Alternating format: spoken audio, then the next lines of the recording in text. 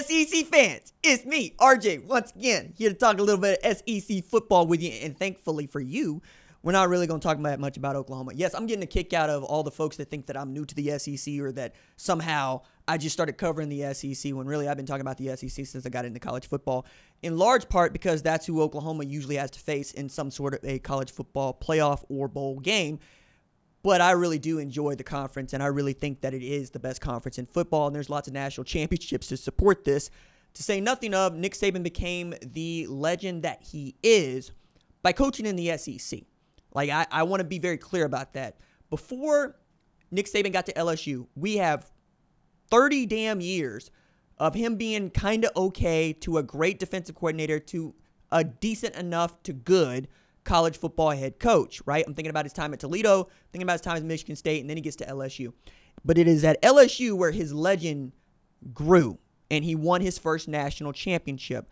Takes that detour to Miami to be head coach for the Dolphins, finds out that's not for him, goes to Alabama and solidifies himself, well, not even solidifies, becomes the greatest college football coach who has ever lived. And now we're going into a post-Nick Saban era that is also going to lead to the 12-team playoff, but is going to also provide an opportunity for someone to fill that vacuum in the SEC. And while I think Kirby Smart is 100% at the top of the list when we're talking about Georgia and Kirby Smart as the standard bearers for the SEC, I'm really talking about who's going to be in the conference championship game, who's occupying that second spot.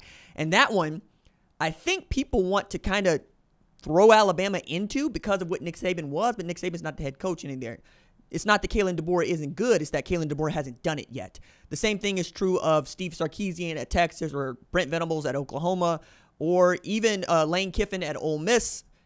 But I really thought it was interesting to talk about this from this perspective of Auburn, who I have made jokes about and will continue to make jokes about, but also gave us two of the greatest college football players of all time, one in Bo Jackson and the other one Cam Newton. And I believe Cam Newton is the greatest college football player who ever lived. I got folks over here that are going to be like Tim Tebow. The point there is they both played in the SEC, but also Tim Tebow had help. Cam Newton had Nick Fairley in the Pips, okay? Gladys Knight in the Pips. Gladys Knight don't need the Pips. Auburn definitely needed Cam Newton to do anything whatsoever in 2010, and all he did was put them on his back and carry them to a national championship. And while Gus Malzahn has enjoyed his time at Auburn, it is Hugh Freeze who I think is about to enjoy his time at Auburn, because we're going into a season where we're all savvy college football people, right? I'm a purveyor of the sport. I cover the sport, but I cover the sport from the standpoint of you are smart. Smart people watch this show. We don't do any highlight reels for the most part when we do these segments. We don't try to hide behind somebody else's copyrighted content or even use our own at Fox to make a point here, because it's just me talking to you, and that's the way that the show has basically been done since I began doing it in September 2017. By the way, heading toward 100,000 subscribers. Believe it or not, 66% of the people that watch this show aren't subscribed to the show. Subscribe to the channel. Let's get my itty bitty play button, my little national championship, so I can be on my way with all of that. But it's a milestone for me. I realize for some other folks, 100,000 subscribers is basically 3 months on the platform. For me, this is culminating in 7 years of doing this. I have had dreads. I have had cornrows. I have had, I don't think I've had a ball fade. And I'm sure I hadn't had a taper fade. But the beard has gotten longer. The beard has gotten shorter. You can go through the channel and you can see the various iterations of not just me, but the set and all these things as we got started doing this on an iPhone and cutting in iMovie, because I was broke and I was living in an efficiency apartment trying to make this happen while going to school. But during that time, I'm also watching how college football continues to change, right? So we go from the BCS, the college football playoff, to now this 12-team college football playoff. And Ole Miss is a big part of the conversation for me because, A, I got family in Hattiesburg, Mississippi, and that is to say that you don't root for Ole Miss in Hattiesburg, Mississippi. You might root for Mississippi State. You damn sure going to root for Southern Miss, but you ain't going to root for no Ole Miss. But that also means I'm keeping tabs on them folks that are in basically Southern Tennessee, let alone Northern Mississippi, because Northern Mississippi is basically Southern Tennessee to the rest of us, or East Coast Arkansas to some. For me, you got to get below Macomb before I start calling you Mississippi. Not Macomb. You got to get below Jackson before I start calling you Mississippi. Okay. You know, if you can't take it all the way to Biloxi and you don't know where Pascagoula is and you can't step foot in Gulfport without going into the outlet store, we probably not talking. We probably not friends, quite honest with you. You can't get from your spot to Gulf Shores in Alabama and call that your summer vacation. We not going to be talking much about the SIP, okay? That is to say, I'm very, very familiar with the SIP. So I was a huge fan of everything that Hugh Freeze was doing to Alabama and nobody else. I really don't care. And like you, probably, well, I'll say like you, maybe you got inundated with the AP preseason top 25 ranking on Monday, or just were perusing through the 15,000 words I wrote about all 134 teams in the FBS and to rank them. Please let me know what you think in the comments below. We will be responding to them, and you'll see lots of content in and around those rankings. But I was kind of interested in what Hugh Freeze had to say on Marty and McGee's show.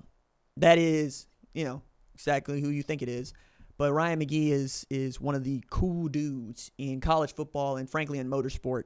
The brief conversations I've been able to have with him, that man is just, he's a mensch. He's one of the kindest, coolest, best people in sports today. And I know there are a lot of people that feel the same way about Marty, but I'm not going to speak like I know Marty because I don't know Marty Smith. I know what you know, which is that I love to hear him talking about NASCAR. I love to hear him talking about the SEC. Those guys do an awesome job with their show. But they had Hugh Freeze on set. And Hugh Freeze got to talk about what it was like to basically beat Nick Saban and having that man's number. So the way that I'm going to put this down is when Hugh Freeze was at Ole Miss, they got wins against Alabama in 2014, 2015, took a loss in 2016. So they beat Alabama 23-17. They beat them 43-37, and that's about the time that Nick Saban was losing his mind about tempo and how quickly you could snap the ball, and is this what we want college football to be? And then he got on the good foot and just got with the winning team and decided, you know what, I'm going to get one of these dual threat quarterbacks too, and we're going to go fast, and we're going to see if we can't score a bunch of points, and became the best at it. I still think that 2020 national championship team is one of the 5 best teams of all time for a number of reasons. But you'll know that Auburn last year had not just Alabama, but Georgia dead to rights and just couldn't finish. And credit to Hugh Freeze, who's going, look, for us, that's coaching, that's culture. But when you looked at their roster, you looked at ours, I'm talking about the 2023 Iron Bowl, I thought they had a better football team. And yet he had them dudes dead. They were dead. 4th and 31. That ain't supposed to be. You can't even. There are a whole bunch of people that can't actually make that happen in EA Sports College Football 25. The idea that you made it happen with Jalen Milroe and Isaiah Bond, that's going to get under an Auburn Tiger skin forever. I understand. You had him, and you didn't know this at the time, but it was going to be the last opportunity you had to beat Nick Saban at Alabama. You had him. He was right there. And to Hugh Freeze's mind, he's, look, I love Coach Saban. We're friends. He's the greatest of all time, but I should have 4 wins against him. And you know what? I went to go look that up because he brought it up. He said, look, we were up 24-3, and I wasn't smart enough to slow the ball, slow it down. Like, it kept going up tempo. They ended up losing that game after going up 24-3. They lost that game 48-43 in 2016. Outgained Alabama on total yardage, can move the ball up and down the field, but he knows or knew exactly how to give Alabama's defense fits, unlike a lot of other people. That's a very short list of people that got Nick Saban's number on defense, and Hugh Freeze is one of them. So knowing what we know about Auburn, Cam Coleman, they're going to have dudes, right? If Peyton Thorne is not a liability, we might be having some real smart things to say about Auburn a little bit later in the year. But I enjoyed that because Hugh Freeze has a point about this with Nick Saban. He should have had him 4 times. He should have had him the last 2 times he played him in particular at Ole Miss and Auburn, and it's all out the window. Love that. But now Auburn, you can't show us what you showed us last year and expect us not to see you coming. So you better be coming.